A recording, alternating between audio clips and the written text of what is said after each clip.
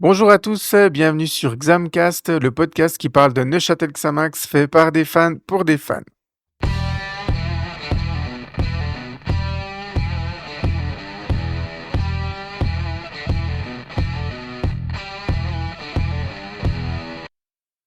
Alors, nouvelle semaine anglaise à débriefer pour vous cette semaine dans cet épisode et il ne faut pas moins de 2 animateurs à mes côtés pour accomplir cette mission.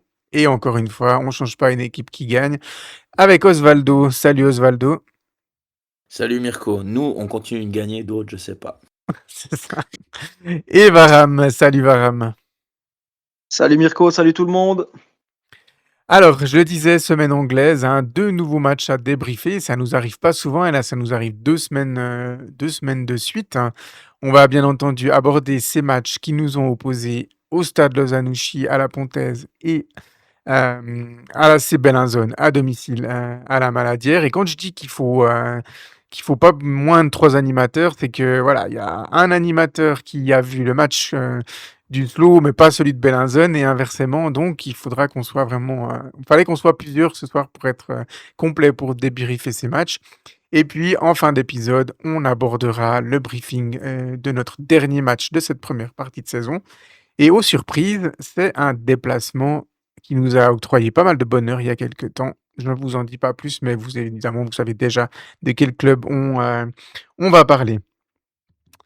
Voilà, messieurs, on va passer tout de suite au premier match à débriefer.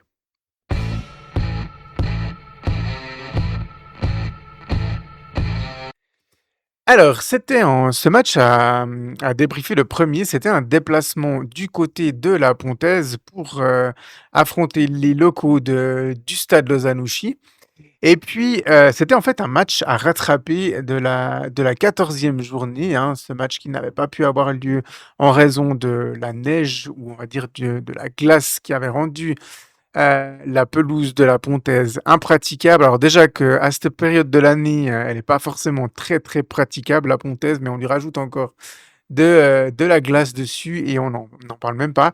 Mais cette fois-ci, ce mercredi, c'était le 10 décembre, la pelouse était on va dire, en meilleur état. On n'ira pas jusqu'à dire, Osvaldo, qu'elle était en bon état, cette pelouse. Moi, ce sera peut-être le mot d'introduction avant de parler du match à part entière. Osvaldo, la pelouse, elle était juste dégueulasse à la Pontaise mercredi dernier. Alors elle était dégueulasse, maintenant au moins la sécurité des joueurs n'était pas menacée. Moi je vais juste apporter une précision sur ce que j'ai entendu parce que j'étais à la Pontaise aussi le soir du match qui a finalement été annulé. Et il faut juste savoir que ce qui a été avancé comme explication de la part des dirigeants du SLO qui sont venus voir les supporters, c'était que les lignes de touche étaient trop gelées pour les arbitres assistants qui n'avaient pas des crampons adaptés. Voilà, ça c'est juste pour la petite parenthèse clown de Donc, la, c'était de la vraiment pour soirée. protéger les assistants qu'on avait repoussé ce match. Mais oui, mais bon, je veux dire, pour moi, Non. c'est un argument qui est irrecevable dans une ligue qui se veut professionnelle. Bref, tout ça pour dire que, ouais, bah, on savait que mi-décembre, une pelouse comme celle de la Pontaise, voilà, je vois pas mal de pelouses et de terrains dans le canton de Vaud qui sont dans des états encore pires que cela au niveau amateur. Je m'attendais pas à avoir un billard et à avoir Wembley en face de moi au niveau de la pelouse, c'est Non, mais certain. bon, voilà. Les autres pelouses qu'on a eues sur ce mois de novembre-décembre, c'était quand même pas aussi catastrophique. Bon, autant, on va pas se cacher les choses, il n'y a pas que la pelouse qui a été dégueulasse ce soir-là. Défaite 3-0 contre le Stade Lozanouchi, score acquis à la mi-temps.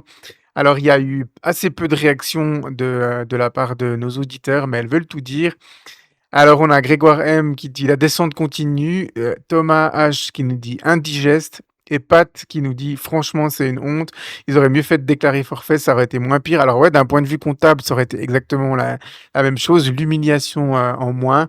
Alors, Osvaldo, je vais surtout interagir avec toi sur ce match, puisque tu étais même présent à la Pontaise. Voilà, des matchs catastrophiques, on en a connu depuis 6 ans et l'arrivée de Jean-François Collet à la tête de Neuchâtel Xamax. Mais alors celui-là, il est dans le top 10 et on va dire comme dit l'adage, il est dans le top 10 et il n'est pas 10e. C'est cela. Non, mais on en parlait même avec les supporters à la sortie du stade, quoi. C'est-à-dire que on peut accepter n'importe quel résultat de la part de notre équipe fanion et de notre équipe préférée, du moment qu'on a l'impression que ça se donne, quoi. Que ça donne le maximum pour obtenir le résultat maximal. On a l'impression, je vais pas dire qu'on est venu en claquette parce que je vais utiliser des types de chaussures qui sont plus adaptés à l'hiver, mais j'ai l'impression qu'on était en belle expédition de raquettes à neige entre copains, quoi. Je veux dire, moi, je comprends pas. Il y a ce truc on sait que voilà, les supporters ne chantent pas pendant les 15 premières minutes cette saison.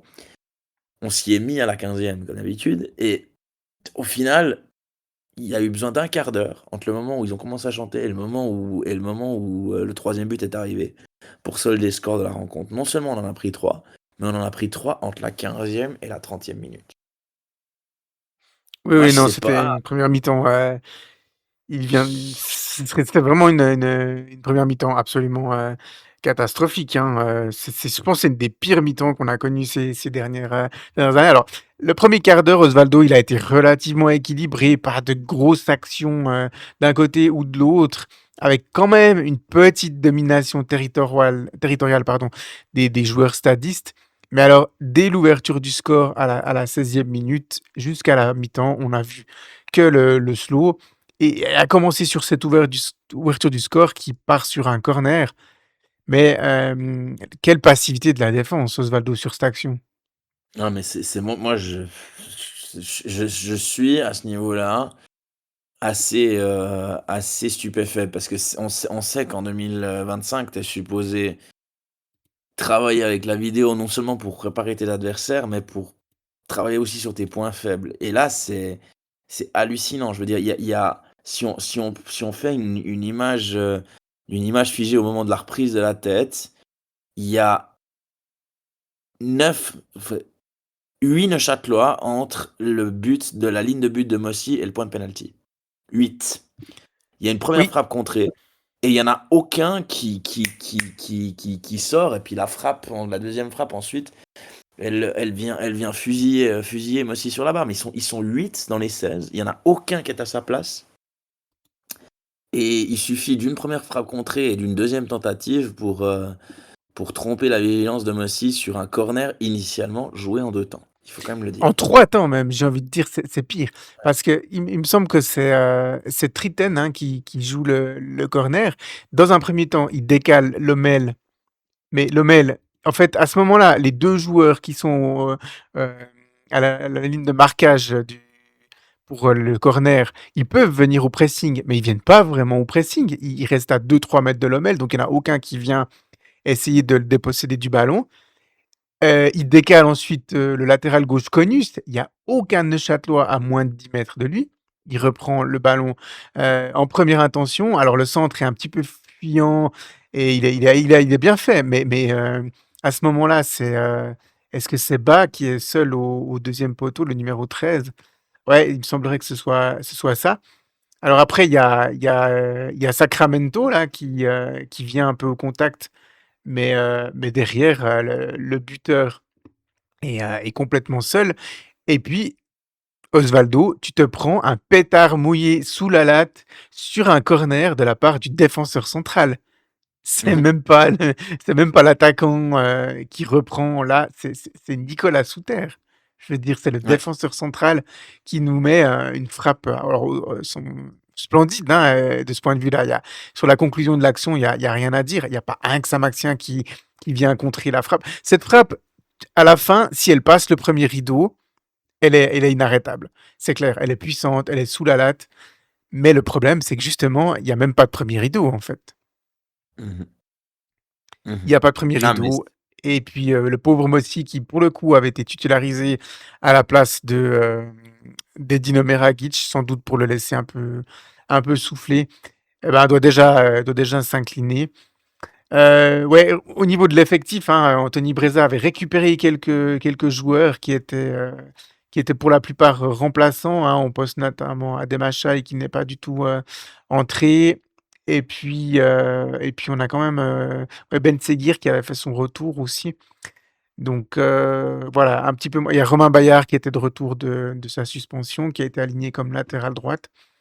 Donc voilà, un effectif un peu moins incomplet, on va dire, pour Anthony Breza, mais ça ne porte pas ses fruits.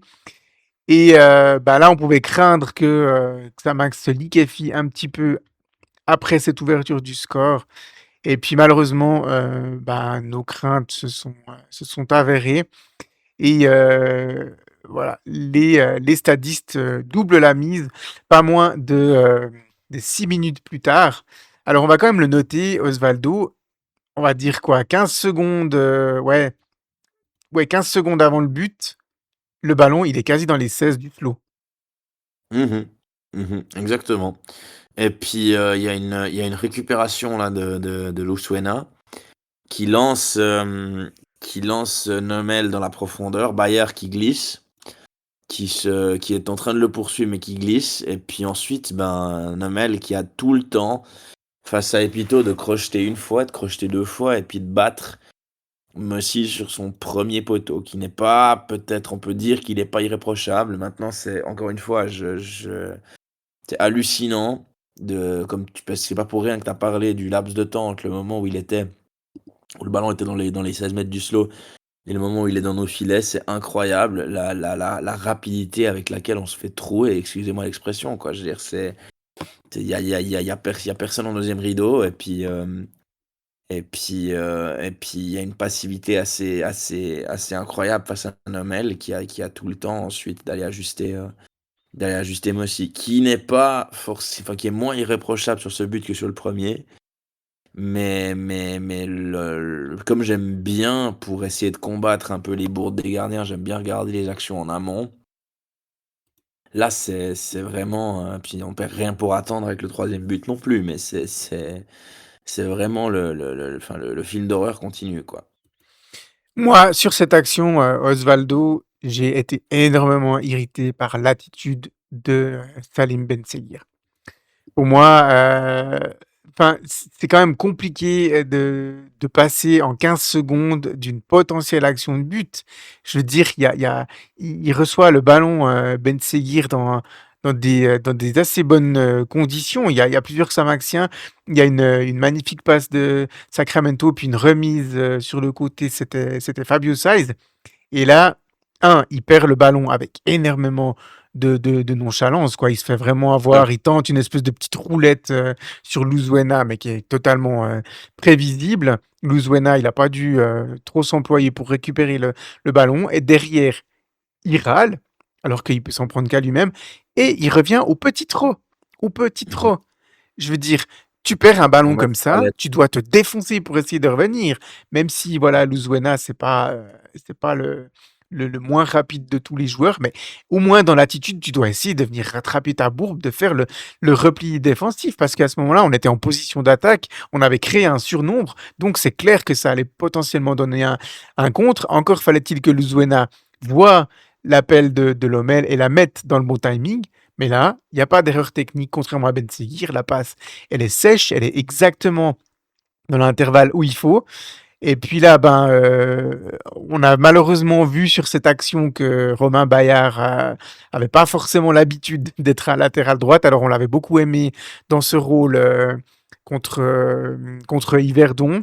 Aussi une partie du match contre le Stade Lyonnais, mais sur une transition comme ça face à un ailier extrêmement rapide comme Lomel, ben voilà, il a pris le dessus. Alors on a clairement vu que Bayard a essayé de le freiner, mais il n'a pas réussi parce qu'il était vraiment lancé comme une fusée. Et puis à partir de là, ben, Nomel, qui nous avait déjà fait beaucoup de mal au match aller, il fait tout juste.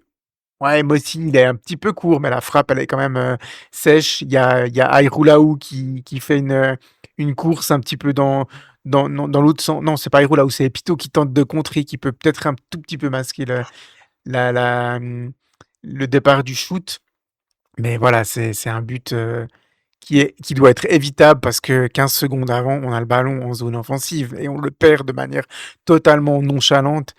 Et ça, cette nonchalance, elle a vraiment été symbolique, je dirais, de ce match-là. Et on va encore y revenir sur le troisième but qui fait pas trop exception à tout ça, Osvaldo. Osvaldo, au moment où on prend le 2-0, dans ta tête, là, tu te dis, oh, c'est déjà cuit ou tu y croyais encore? Non, à 2-0, je me dis, ça peut vite tourner. Je veux dire, il suffit d'une action pour faire tourner ce genre de match. Et même si le 1-2 vient dans un laps de temps très court, je me dis, c'est tellement flagrant la façon dont tu as pris les deux buts que tu peux que te ressaisir. Sauf que, Ouais. Sauf que euh, effectivement, il restait au moment où le SLO marque le 2-0, c'est que la 23e. Il reste encore la moitié de la première mi-temps et il reste encore les trois quarts du match à disputer. Et puis ensuite arrive cette action de la 34e minute. Et là, cette fois-ci, ça part des pieds de Da Silva, le gardien. Et je te laisse commenter, Osvaldo, mais qu'est-ce qu'on fait preuve de naïveté sur le flanc droit de la défense sur cette action? ah non, mais c'est l'un pire que l'autre de toute façon. Donc, ouais, il y a un dégagement en fait de Da Silva qui, soit dit en passant, peut dégager en toute tranquillité, clope au bec et puis café, enfin tasse de café à la bouche. Et puis Epito qui se fait prendre même sur un grand pont alors qu'on pense qu'il a récupéré le ballon sur la ligne de touche. Et Zéro puis doute, pour moi, elle voilà. est pas sortie, cette balle, on est d'accord. Non, non, non, non, non, elle est pas sortie du tout. Mais là, pour le coup, bah, comme je l'ai dit, Epito la ramasse. Nomel qui récupère ce ballon tout tranquillement, qui arrive au petit trot, puis qui a plus qu'à servir Sartoretti seul dans l'axe sur un centre à terre. Alors que, je sais pas, moi, je veux dire, ils sont tous, tu te demandes où est la défense, et puis il a le temps d'avancer carrément jusqu'au point de penalty avant d'ajuster tout tranquillement Mossi du plat du pied. Non, mais Donc ouais, non. Bayard, il est en train de protester sur le côté. Et Pito, il doit revenir pour récupérer un petit peu de sa demi-bourde, on va dire, en croyant que le ballon était sorti, mais se fait quand même bien abuser par Nomel. Là, à partir de là, c'est fini. Pour Aïroulaou, c'est indéfendable comme situation. S'il reste sur Sartoretti, Nomel, il va seul au but. S'il part trop sur Nomel, ce qu'il décide presque un peu de faire à un moment, il ouvre la ligne de passe pour Sartoretti. Et puis, Michael Facchinetti, à ce moment-là, il était à l'autre bout de. On voit au départ, il est vraiment presque collé à l'ailier de l'autre côté qui était bas. Donc, il peut pas venir, lui, espérer couper la ligne de passe pour Sartoretti. C'est mal défendu parce qu'il y a les deux joueurs du côté droite, Bayard et Pito, se font abuser, tout simplement. Tout simplement. Et on est mis Mhm. hors de position par un ballon qu'on croyait être en touche et qu'on conteste, alors qu'il n'est pas sorti et que Nomel joue juste très très bien le coup. Il y a rien à dire. C'est un contre parfait de la part du SLO. Et puis Nomel joue bien le coup. Sartoretti joue bien le coup. 3-0. Et à ce moment-là, Osvaldo, il n'y a absolument rien à dire. C'est ultra mérité. Ouais, ouais, mais on est à la ramasse totale euh, sur cette première mi-temps. Et puis, je veux dire, Sartoretti a fait une super saison à Bienne l'année passée. Des joueurs comme Luzuena, c'est-à-dire, encore une fois, cette équipe du slow, elle est construite intelligemment.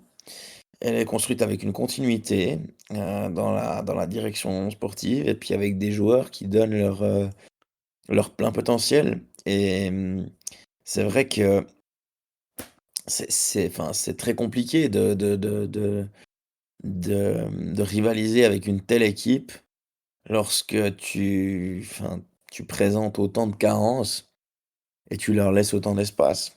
Je veux dire, là, en jouant comme ça, je t'avoue que même en affrontant une équipe de la deuxième partie de tableau, on va dire moyenne, on Ah, pouvait en prendre on 4 ou perdait 5. même contre Bellinzone en jouant comme ça, c'est sûr.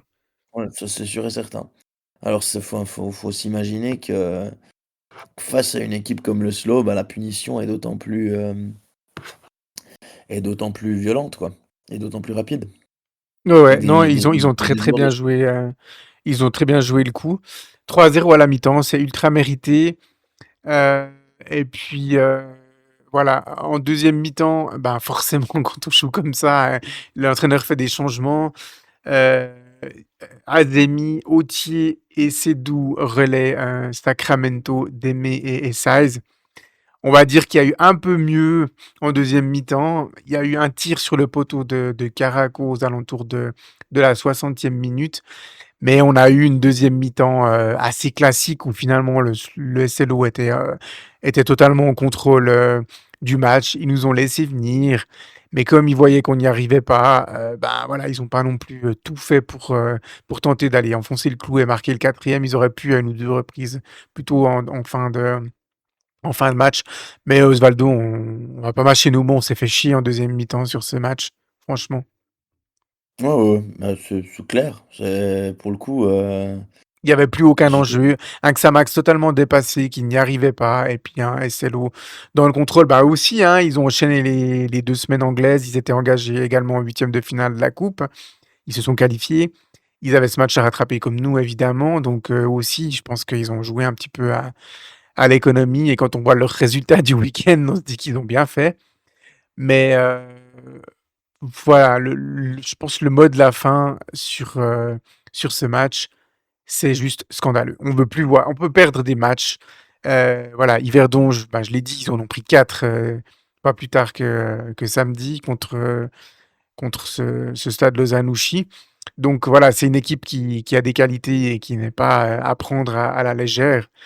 Mais on a trop peu montré. On avait vraiment, au match aller à la Maladière, on avait vraiment vanté le stade Lausanne-Ouchy qui nous avait vraiment fait déjouer de manière parfaite. Ils avaient été supérieurs à nous.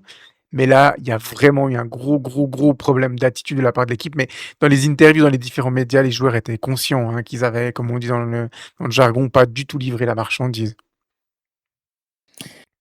ouais, après, quand on dit on veut plus jamais voir ça, moi, alors dans ces proportions-là, certes, qu'on a assez peu vu, on a peut-être assez peu vu ça, admettons.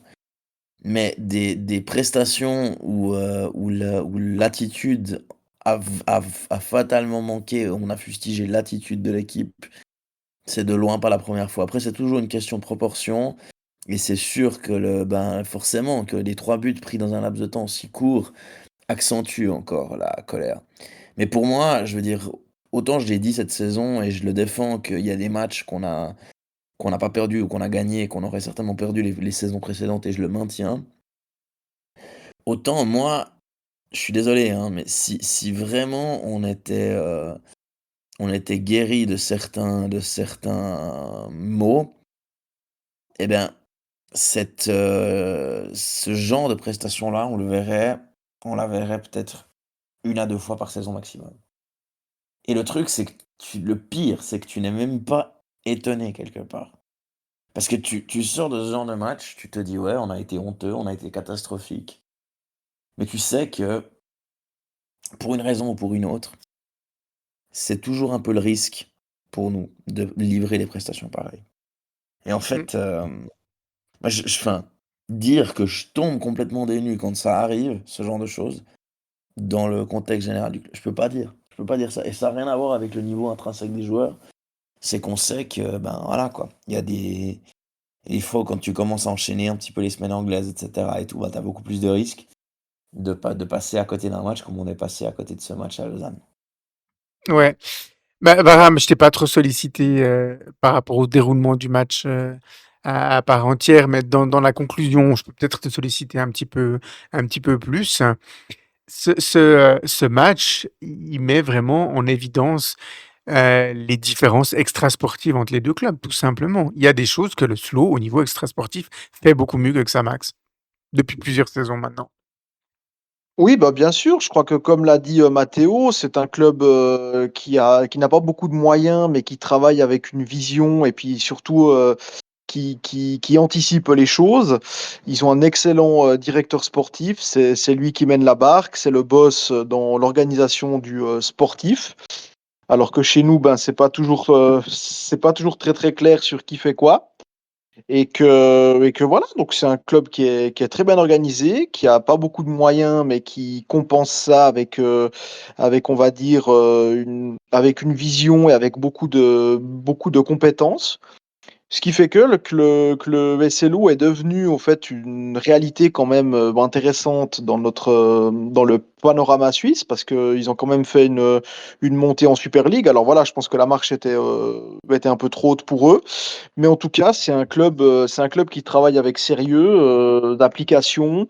Ils ont très bien aussi su gérer, la descente alors que c'est souvent compliqué à gérer une, descente parce que voilà, vous avez, généralement, la moitié, voire les 3/4 de votre équipe, qui vous quittent, donc il faut les remplacer et il faut les remplacer, convenablement. Quand vous faites une descente, bah, il faut trouver des joueurs qui veulent venir chez vous, qui soient, motivés et c'est ce que le Slow fait, saison après saison, pierre après pierre. C'est logique.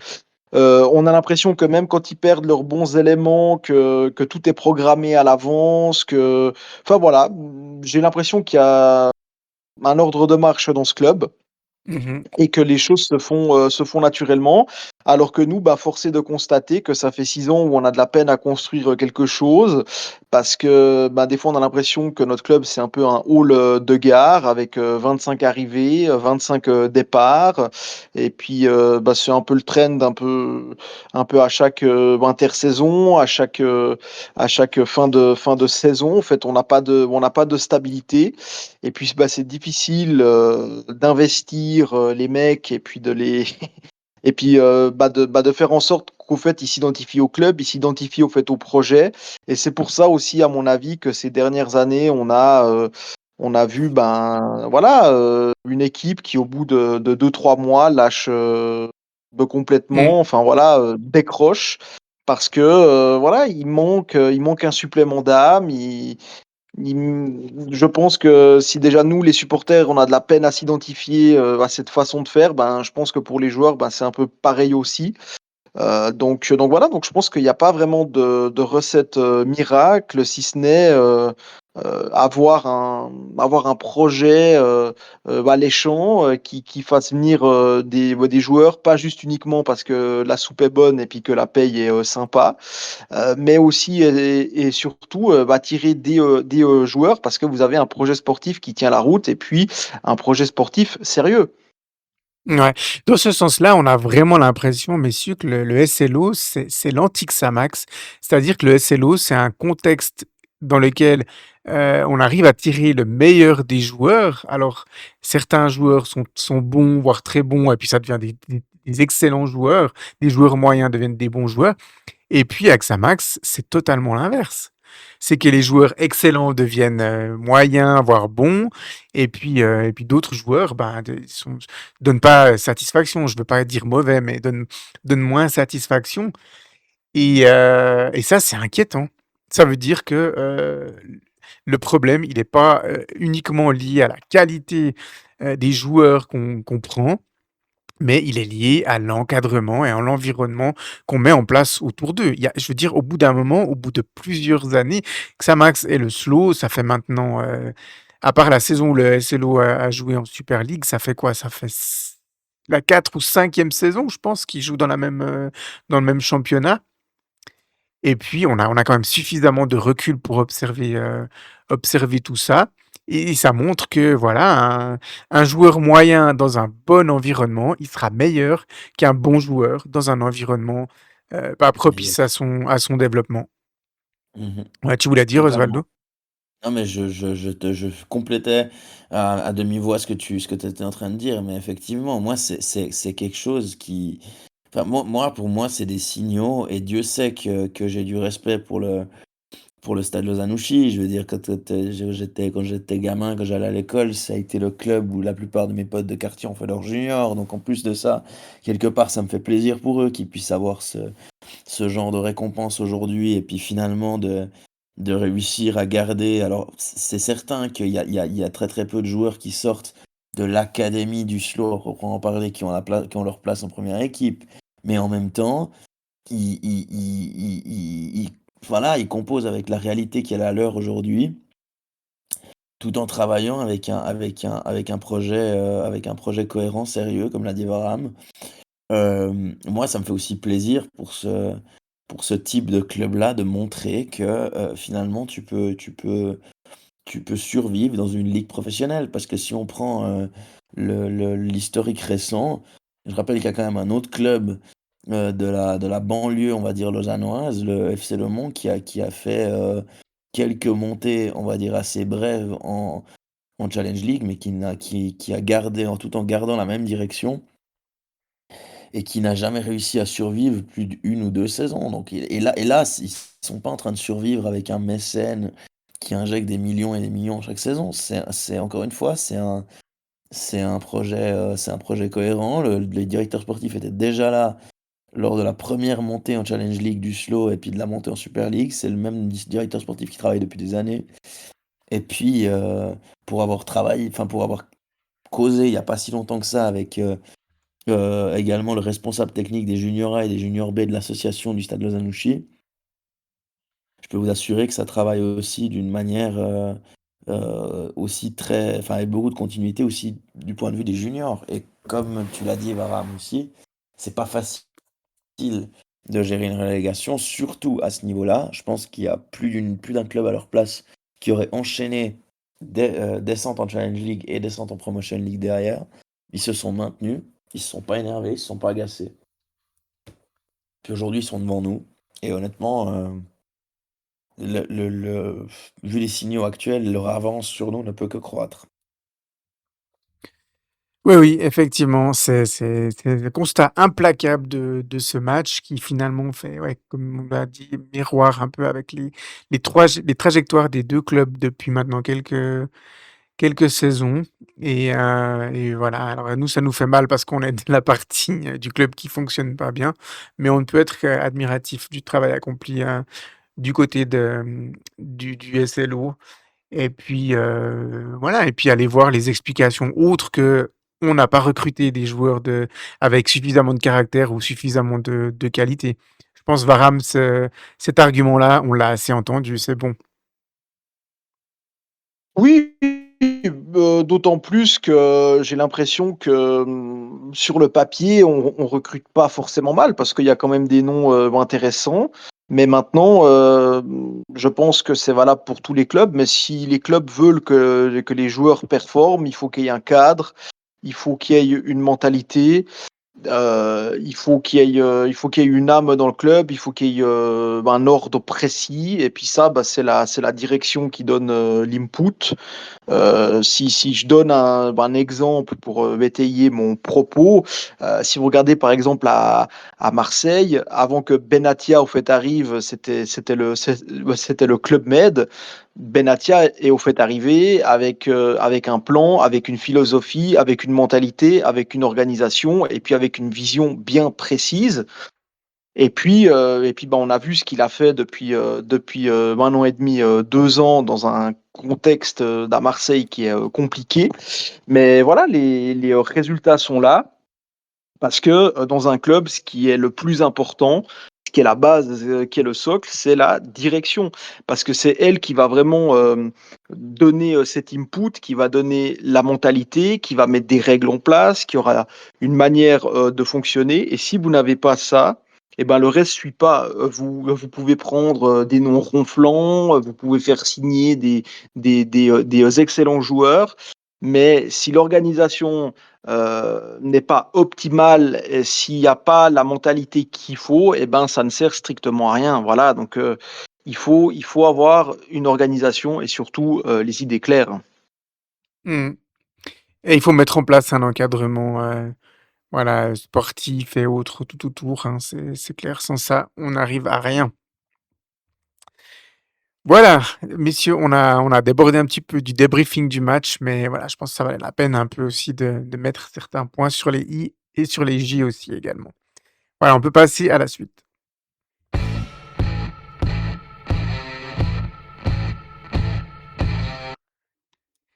Dimanche, 14 décembre, du coup, c'était la Lanterne Rouge qui se déplaçait, à la Maladière. Alors avant de parler du match, à part entière, on va quand même mentionner rapidement les déboires que traverse, l'AC Bellinzone puisque, en milieu, de semaine, ouais, plutôt au début même de la semaine passée, la SFL a un petit peu lâché une bombe, hein, par rapport, à l'AC Bellinzone, Osvaldo. Oui, oui, ben, apparemment le club se retrouve à dû déposer un recours contre une décision de retrait de licence. Donc voilà, je pourrais en avoir parlé avec un collègue d'origine tessinoise. Il semblerait que Bellinzone est peut-être encore une fois la solution pour s'en sortir. Moi, je pense que c'est pas la première fois qu'ils sont dans ce type de situation et que, voilà, quoi, comme par hasard, ça arrive dans une année où ils sont dans les toutes dernières places du classement. Ils ont un peu décollé sur la fin du tour, mais c'est pas encore le nirvana. Donc, je pense que de toute façon, rien ne se passera avant la dernière journée qui doit se jouer le week-end prochain.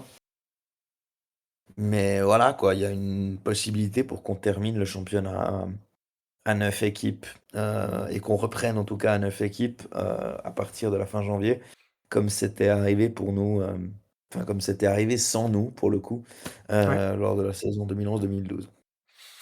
Ouais, c'est ça. Alors, tu l'as dit, hein, les Tessinois sont coutumiers des affaires administratives, que ce soit les paiements des salaires ou les licences, l'octroi des licences. Ils l'ont très souvent eu après le premier délai. Ils ont souvent dû donner des documents complémentaires. Ils s'en sont toujours sortis jusque-là.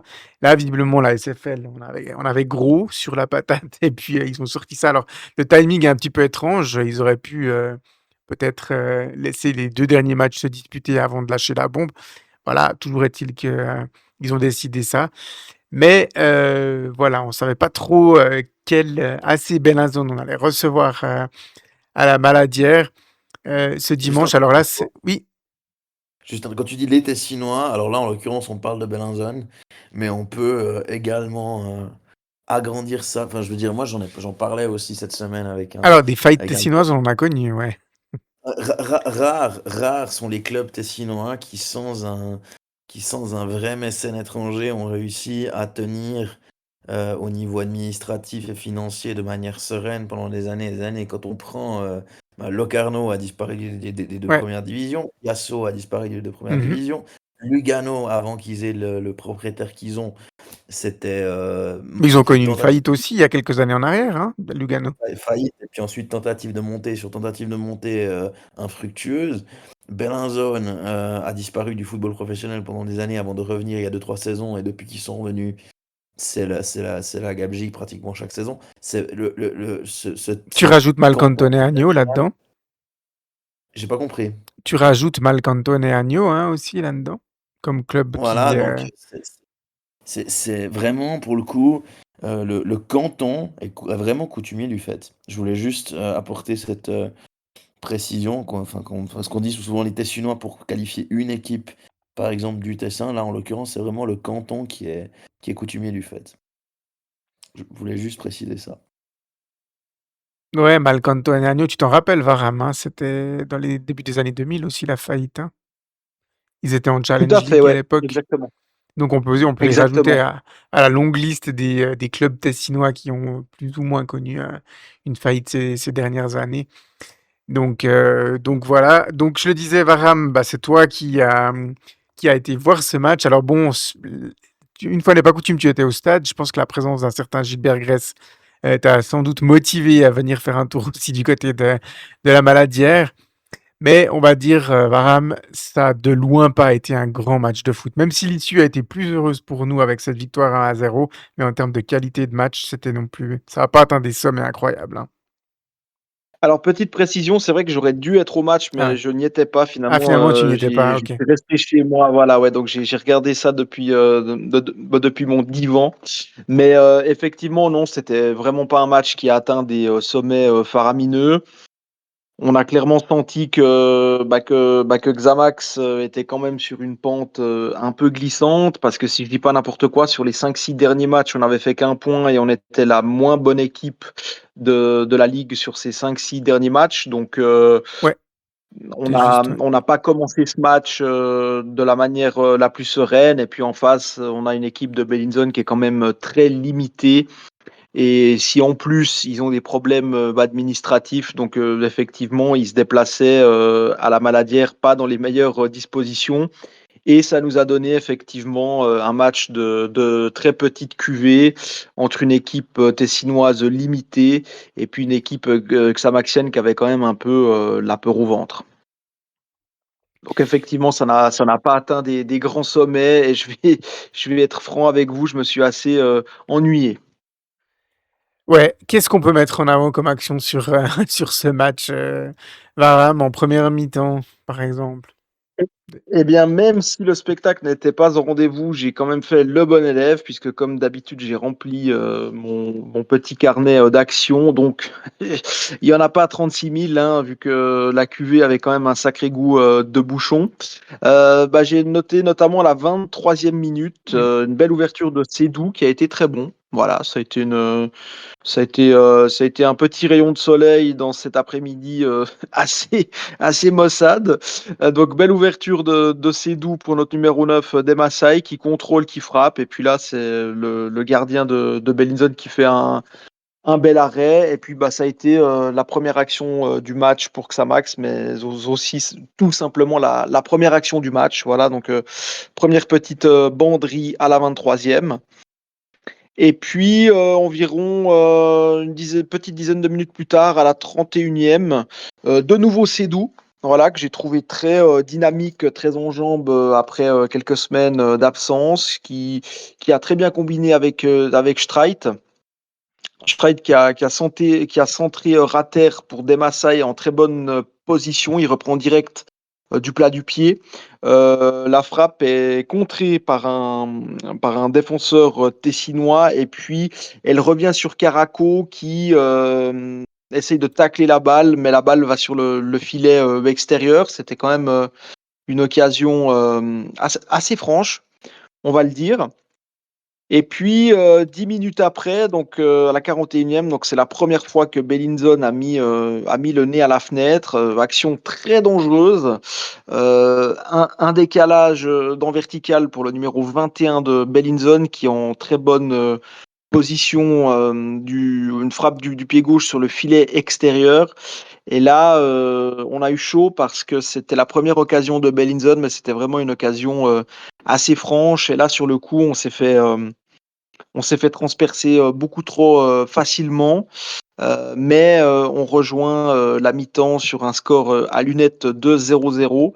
Même si, ben voilà, au point, Xamax était devant, on aurait pu avoir la très mauvaise surprise de se retrouver mené à la 41e. Mais voilà, heureusement que l'attaquant tessinois a été plutôt maladroit. Donc voilà, donc on va, au fait, à la mi-temps sur ce score de 0-0 et effectivement, là, le spectacle n'atteint vraiment pas, des sommets.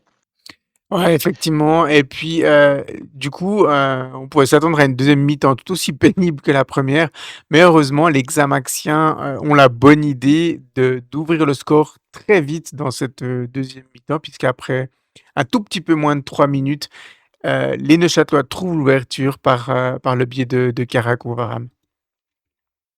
Exactement, donc dans ce genre de match, un peu bloqué, match un peu de la peur et bien souvent ça passe par, un exploit, individuel et là c'est Caraco qui se sent, pousser des ailes. Il fait une jolie percée centrale et puis, il frappe, à l'orée des 16 mètres, une frappe croisée et peut-être que là, le gardien a manqué de réactivité dans ses pas, latéraux. Il a été un peu lourd, j'ai trouvé dans son allonge. Mais voilà, ça fait 1-0 pour Xamax et puis là, Caraco a été assez bien inspiré et là, sur le coup, il a montré une belle personnalité. Il a pris, ses responsabilités, il a pris la balle, il allait seul et puis il a frappé puis, elle a fini au fond. Donc ça fait 1-0.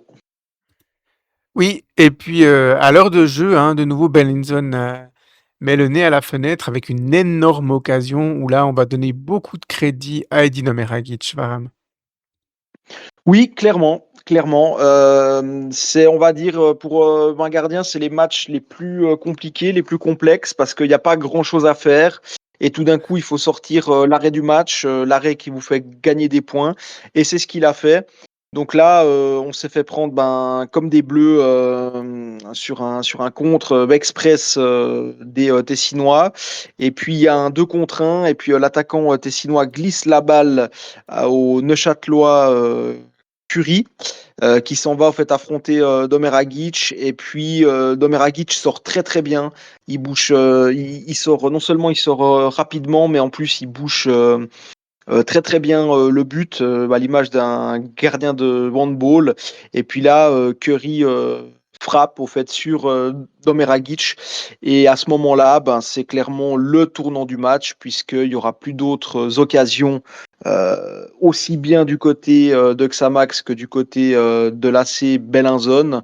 Mais là, clairement, Domeragic a fait un arrêt qui vaut clairement 3 points, quoi. Oui, effectivement, prendre un but d'un poulet neuchâtelois qui s'appelle Curie, un poulet Curie, là, ça aurait fait vraiment mal à ce moment-là du match pour Xamax. Alors Curie, il avait déjà marqué contre Xamax, il me semble, lorsqu'il évoluait sous les couleurs de Yverdon, si je ne m'abuse. Donc voilà, Tout il à était fait, déjà. il avait marqué le 3-2 dans cet horrible match et il avait marqué vraiment le but à la 93e, ouais. C'était bien lui.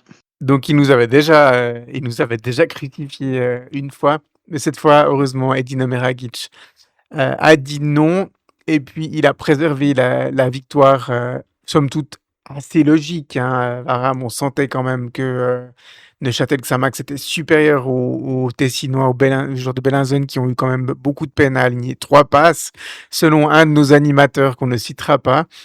Et, euh, et c'est vrai que voilà, la victoire, même si elle a été pénible à se dessiner dans un match, pénible à regarder, elle revêt quand même une certaine logique.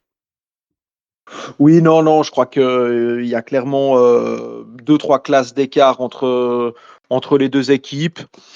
Il n'y a pas grand-chose à dire, si ce n'est que voilà, Xamax, on sentait qu'ils voulaient vraiment gagner ce match, mais ils avaient un peu la peur au ventre. Donc, une fois que le but a été marqué, ça a été vraiment de la gestion. Et puis, Xamax a euh, s'est plus concentré sur la phase défensive. Et je dirais même que Xamax a carrément arrêté de jouer en phase offensive. Ils ont géré le match étant supérieur à Bellinzone. Et puis de l'autre côté, Bellinzone avait essayé avec des moyens très très très limités parce que vraiment au niveau jouerie, c'était vraiment très très pauvre. C'est clairement l'équipe la plus faible en termes de jouerie. C'est vraiment poussif à souhait. Donc voilà, donc c'est une petite victoire. Après, moi, ce que je trouve dommage quand même, c'est que bon, alors je comprends qu'on était sur un trend vraiment négatif.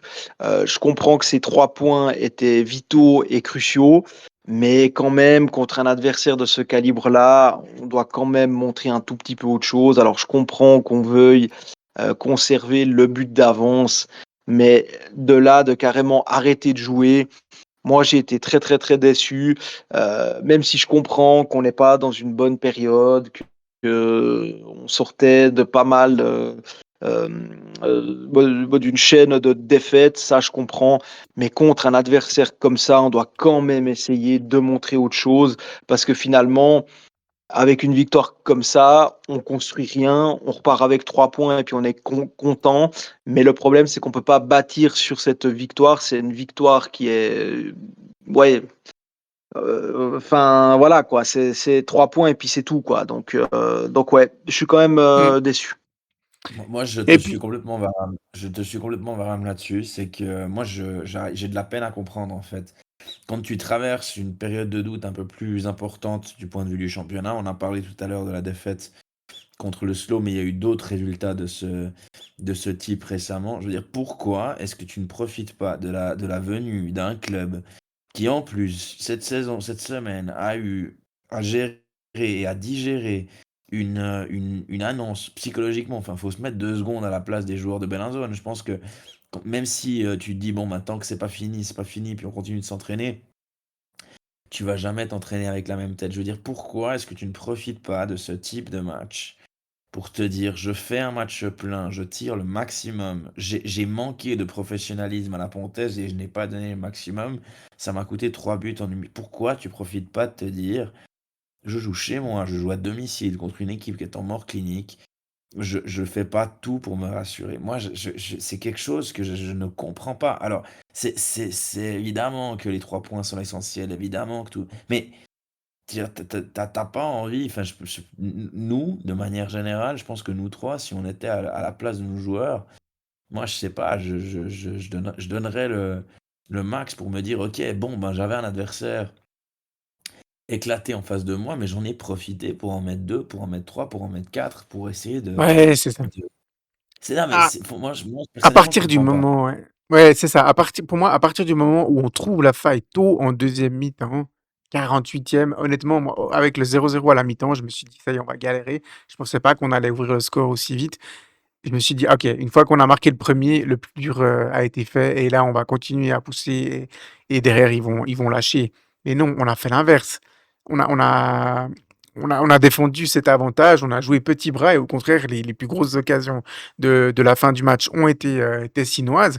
On a eu, pour habitude ces dernières années aussi de relancer, hein, des fois des adversaires comme ça, dans des matchs où on était supérieur, on trouve la faille et puis derrière on prenait, au mieux le match nul, l'égalisation, mais au pire, on prenait 2 buts pour se faire battre sur le fil par nos adversaires. Ça nous arrivait plus souvent qu'à notre, tour de faire ça. Mais là, non, c'est plus un peu ce changement d'attitude et cette impression de ouais, au moment où on marque le 1-0, de pas se dire: «Voilà, ça y est, on a enfin assis notre domination territoriale, on a matérialisé au score et maintenant on enfonce le clou. On continue les gars, on y va et on leur marche dessus quoi, ou on essaye de leur marcher dessus. Non, à ce moment-là, on joue la peur au ventre, on a les flopettes et puis, il s'en est fallu de pas grand-chose pour que cette horrible Bellinzone, je veux dire, on va quand même appeler, un chat un chat. Ils ont été horribles dans ce match hier. Il y avait rien de bon dans cette équipe. Si j'étais un supporter de Bellinzone, je n'aurais aucun motif de satisfaction sur un match comme Ouais, hier mais et qui concrètement, se ils nous répète emmerdent la souvent, à part ça. C'est une équipe hein? qui est là où elle mérite d'être, hein. Mais clairement. Mais non, mais on n'enfonce pas, le clou, on n'essaye pas de faire plaisir aux 2 900, largement comptés spectateurs présents ce dimanche après-midi, à la Maladière. Alors voilà, la fin est heureuse et puis on casse enfin cette série de quoi? 5 ou 6 matchs sans victoire, mais sans compter la coupe évidemment. Mais du coup, moi personnellement, j'ai pas été des masses rassuré, hein, après Moi, cette je victoire. je Il y a des fois, il y a des t'invite défaites qui rassurent plus que des victoires et là, typiquement hier, voilà. OK, on a gagné, mais voilà. je prends un risque, hein, avec ce que je vais vous dire, mais je pense que au vu de l'état, sportif, physique, mental, psychique, tout ce que vous voulez de la Bellinzone, si on n'avait pas remporté ce match hier, je pense même pas que je me serais pointé à l'émission ce soir par colère du résultat. C'est vous dire. Enfin, c'est que moi, je me suis dit, je savais très bien que j'allais pas assister à ce match. Je savais très bien que c'est l'un des rares matchs de ce premier tour que j'allais rater. Mais j'ai dit, ouais, bon, t'as beau avoir pris la raclée que t'as pris contre le Stade de Zanouchi, si tu ne bats pas la Bellinzone, d'autant plus quand on sait ce qui s'est passé pour eux cette semaine, c'était assez simple. Pour moi, je pense pas que je me pointais à l'émission ce soir. Alors, j'exagère le trait, comme toujours. Mais, je veux dire, c'est tellement faible, c'est tellement nul que il faut à un moment donné aussi, je veux dire, le Bellinzone de cette saison, je veux dire, une équipe comme Nyon qui finalement fait avec ses moyens et puis qui finalement même eux à Colombres, je m'attends à ce que ça leur mette 2 ou 3 buts d'écart avec le taux de confiance qu'ils ont cette saison. Mmh. C'est dire, quoi. Je veux dire que franchement, c'est vite vu, hein, au communal et à l'aller, alors qu'on a souvent de la peine dans ce stade, on a gagné 5-1, hein. Alors c'était Mmh. le tout début de saison, mais On se demande encore comment Haro a pu en prendre 5 là-bas. Mais non, c'est je veux ça dire, qui me à part un Willy Vogt qui surnage un petit peu au-dessus de la mêlée, et puis un Armando Sadiku vieillissant, mais qui a encore quelques restes. Mais à part ça, c'est pas une équipe de Challenge League, Bellinzone. Je veux dire, c'est je vais faire une ref à l'international, mais je pense que Haro ce soir-là a subi un maraboutage de la famille Pogba. ouais, c'est Voilà. ouais, j'ai pas vu le match en entier, j'ai vu les highlights, mais je crois que c'était le jour où moi, j'aurais été joueur de Bellinzone ce jour-là, j'allais jouer à la loterie directement à la fin du match. Il y a tout qui passait. Ah, c'était Ils ont dingue. gagné, ils ont cadré 5 tirs, ils ont marqué 5 buts, quoi. C'est un truc de fou. Ouais. Donc, non, finalement, je crois ils ont tiré 6 fois au but, mais cadré, mais ils ont mis que 5 sur 6, quoi. C'est quand même un ratio pas terrible. Mais, non, non, ils sont vraiment horribles, ils sont à leur place. Et puis, si c'est pas administrativement qui coule, franchement, ils vont pas être en position, je pense, de se renforcer. Le président, il va pas faire le malin s'il obtient la licence comme ça sur les transferts. Ils auront bien, bien, bien de la peine. Je pense qu'il y a peut-être Carouge qui va leur faire un petit peu de concurrence parce que aussi ils sont à la recherche d'un second souffle. Mais sinon, les autres équipes au-dessus vont quand même faire des points de temps en temps et surtout contre eux. Donc, voilà. Ouais. Ça va être difficile, mais messieurs, on aura peut-être Chafouz et Bellinzone relégués 2 saisons de suite. 2 déplacements lointains de moins à la suite. Nickel. Voilà, on en parle pas trop pour l'instant, mais quoique peut-être on sera emmené à en parler rapidement à la reprise en janvier. Voilà. Baram, t'avais un peu le même sentiment à la fin. Ouais, on a gagné, mais sans plus. Ouais, enfin, c'est vraiment une Blasé. victoire, voilà, bah, disons que sur le plan comptable, on se rassure un tout petit peu, on arrête l'hémorragie, mais je pense que le malade n'est pas encore guéri. Et puis voilà, je veux dire, si dans ce genre de match, on n'arrive pas à montrer un brin de foot contre une équipe qui est moribonde, bah voilà, c'est vraiment inquiétant, quoi. Donc voilà, c'est pour ça que mm, moi, ce qui compte le plus au-delà du résultat intrinsèque, c'est vraiment la performance, parce que finalement, c'est la performance qui vous dit si vous êtes en bonne santé ou pas. Et là, vraiment, j'ai trouvé que c'était un Xamax de très petite cuvée. Donc voilà, quoi. Maintenant, bah, il va falloir aller à Nyon contre une équipe qui On y arrive, bataille. on y arrive. Voilà, ça va être compliqué. Donc voilà, mais très très petite cuvée. Et je pense pas qu'on s'est vraiment rassuré. Et puis il y a quand même deux trois joueurs, je pense, qui ont besoin de se faire secouer un peu les cloches parce que il y en a quand même un ou deux, dont Ben Seguir en tête que je trouve vraiment nonchalant et il faudrait qu'il se secoue un petit peu parce que j'ai vraiment pas. Il y a deux trois prestations que j'ai individuelles qui m'ont pas fait plaisir. Voilà, donc je pense qu'il y a deux trois joueurs qui doivent un peu se réveiller là. Mhm. Effectivement. Voilà, c'est tout pour ce match. On va passer à la dernière partie de cet épisode, messieurs.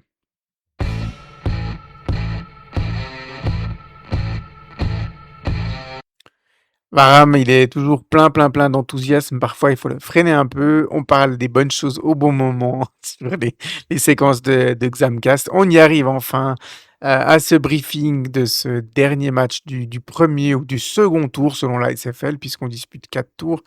C'est un déplacement du côté de Colovray pour y affronter le Stade Lyonnais.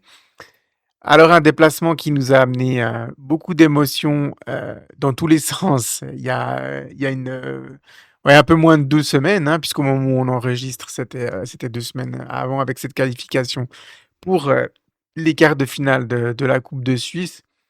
J'ai envie de dire, messieurs, voilà, le match le plus important à Nyon des 2 matchs, on l'a déjà gagné, même si c'était au tir au but. Voilà, vous avez quoi comme attente pour ce match avant les vacances, pour tout le monde, Osvaldo?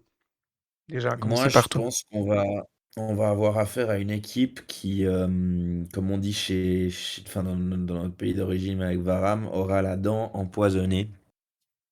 En tout cas, qui aura, enfin, pour d'autres termes, un assez gros esprit de revanche. Parce que même si on a, je pense, somme toute, mérité notre qualification en quart de finale de la Coupe de Suisse, ça ne s'est vraiment pas joué à grand-chose. Finalement, c'est une équipe qui nous a regardé droit dans les yeux lors de la première journée à la Maladière. Et c'est une équipe qui, cette année, fonctionne bien avec des joueurs qui font leur saison, avec un coach je pense il est jamais réticent s'il peut nous jouer un petit tour. Et sincèrement, bah, grosso modo, je m'attendais à peu près au débrief de Varane, même sans avoir vu le match, mis à part les brefs reflets dans les résumés SFL, mais je m'attendais à plus ou moins à ce type de compte rendu contre Bellinzone. Lyon a quand même d'autres moyens, d'autres arguments pour nous mettre en difficulté. Et il faudra surtout pas sous-estimer ce match parce que enfin, tu as le risque de vivre une soirée selon comment comparable avec ce que tu as vécu à la Pontaise. Pourtant, le Stade Zanouchi est une meilleure équipe de football, mais l'esprit de revanche qui animera, j'en suis certain, les Lyonnais sur ce match peut les conduire à nous faire très très très mal si on ne fait pas attention et si on n'y va pas avec le sérieux qu'il faut. Comme tu l'as dit, Aram, il y a quelques minutes, certains joueurs doivent se bouger, doivent se réveiller. Et ben, s'ils arrivent endormis sur la pelouse de Colombray, il y en a certains qui vont passer une sale soirée. Donc, il ne tient qu'à nous de nous réveiller pour ce match. Parce que sinon, j'y vais pas avec un optimisme fou, disons. Ouais, Varane, est-ce que tu as un peu plus d'optimisme fou, toi? Non, j'ai pas tellement d'optimisme. Simplement, c'est qu'il va falloir simplement aller gagner sur une pelouse compliquée contre un adversaire voilà, qui est limité mais qui se bat au fait à chaque match et qui pour l'instant fait un championnat plus que honorable. Donc voilà, donc ça va être compliqué, ça va être un combat et puis voilà, j'espère qu'on sera prêt. Et puis c'est important de finir par une victoire. Alors voilà, au vu des dernières prestations, je demande pas du fou de champagne, je demande juste le résultat. Parce que voilà, c'est pas le match avant la trêve qu'on va demander, au vu du trend, hein, qu'on va demander du fou de champagne et puis enfin voilà, je vais pas demander à Xamax de jouer comme le Barça de Johan Cruyff. Donc voilà, donc on surtout prendre 3 points parce qu'avec ces 3 points, on arriverait au fait à 27 points qui fait qu'on serait juste à moins 3 points de l'objectif que le coach avait fixé. Je pense aussi que c'est important de ne pas finir en roue libre parce que généralement, on dit souvent qu'on recommence un tour comme on l'a fini. Donc, ça serait bien qu'on ne soit pas trop décroché. Je pense aussi d'un point de vue mental pour bien reprendre après la trêve. Donc, c'est vraiment hyper important qu'on ne soit pas trop distancé. Et puis, si on arrivait au fait à remonter, on va dire, au niveau du SLO, ça serait bien.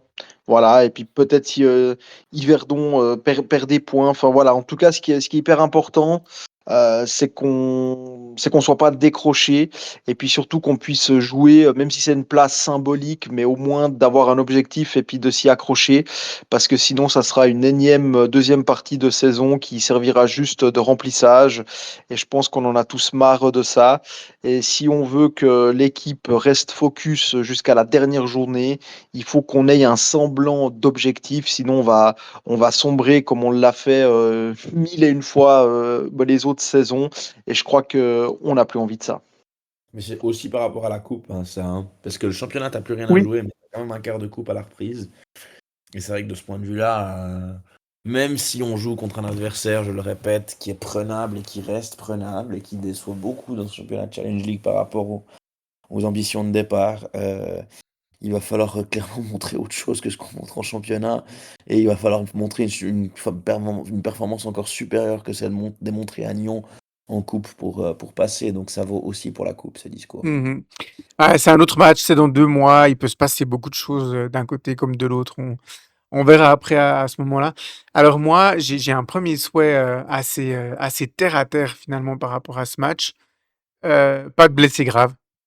Pas de blessés graves. On arrive à la trêve maintenant et il faut qu'on récupère tous nos blessés. Je dirais on a récupéré une bonne partie. Il nous reste plus que Moulay, Bergsma et Krasniki, hein. Je pense que c'est les 3 joueurs qui sont gravement blessés, qui étaient gravement blessés. Quand ils reviendront, ils prétendront tous à une place de titulaire dans l'équipe. Alors, je pense surtout à Moulay et Krasniqi. Bergzma, il est blessé seulement depuis 2-3 matchs, mais Moulay et Krasniqi vont être des vrais renforts déjà à partir du mois de janvier pour cette équipe, hein. Moulay, on le connaît. Krasniqi, il avait fait un bon début de saison avant de se blesser assez gravement.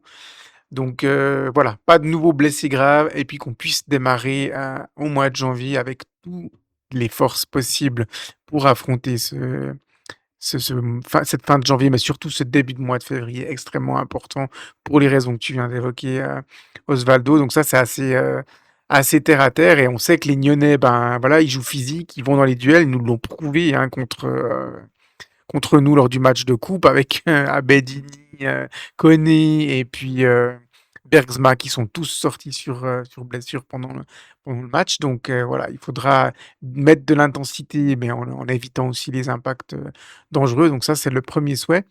Et puis le deuxième souhait, ben, il est venu à moi en fait en regardant le classement. On est cinquième.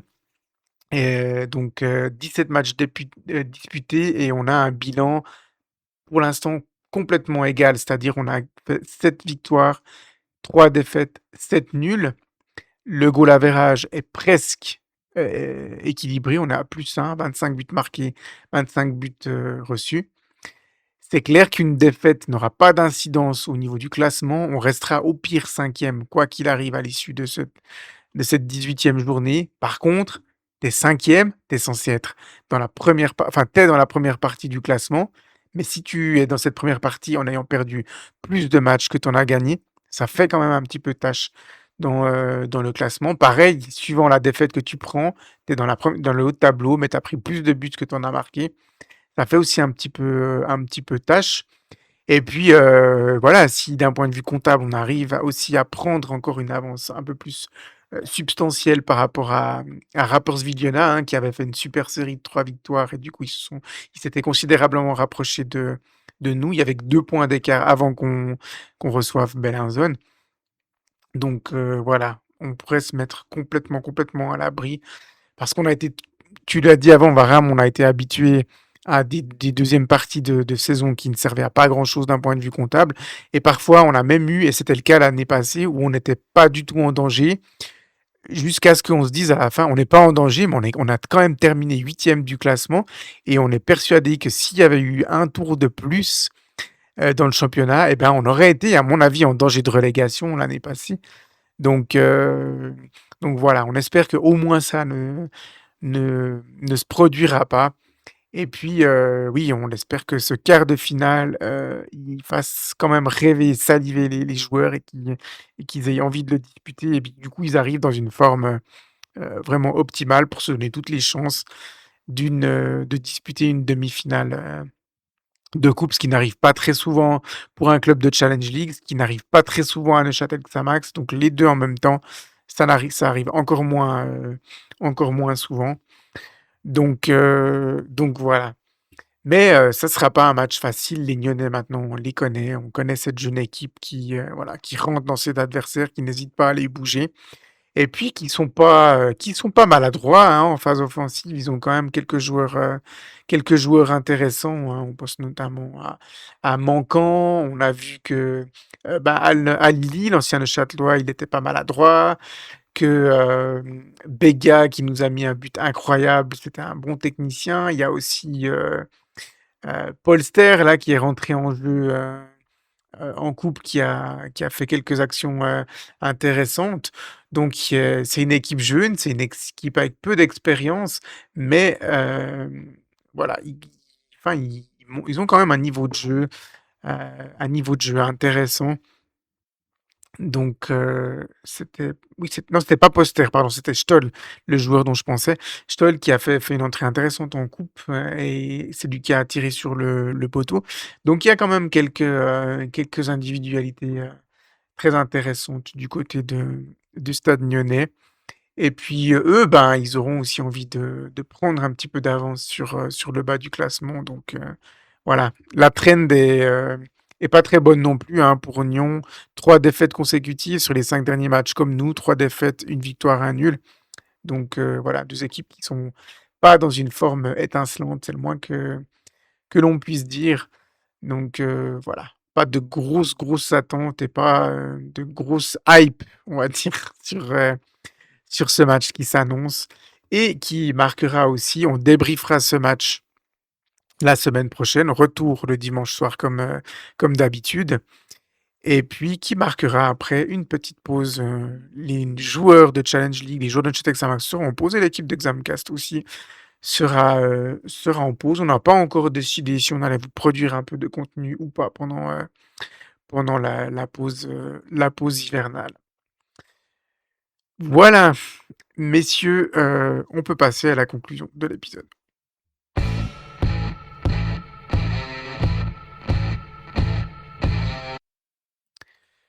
Voilà, donc en conclusion, on espère que vous avez été nombreux à avoir pris votre livre et à l'avoir fait dédicacer, à l'auteur, enfin aux 2 auteurs, Nicolas Bandelier et Laurent Weber, plus, aux 4 légendes xamaxiennes présentes au lobby bar, ce dimanche 14 avril en marge du match. Il y avait évidemment 14 décembre. hein? Tu as dit 14 avril, 14 décembre. 14 décembre, évidemment. Moi, j'ai tellement envie d'être au printemps que voilà. Du 14 décembre, évidemment. Merci Osvaldo, il y en a un qui suit au moins.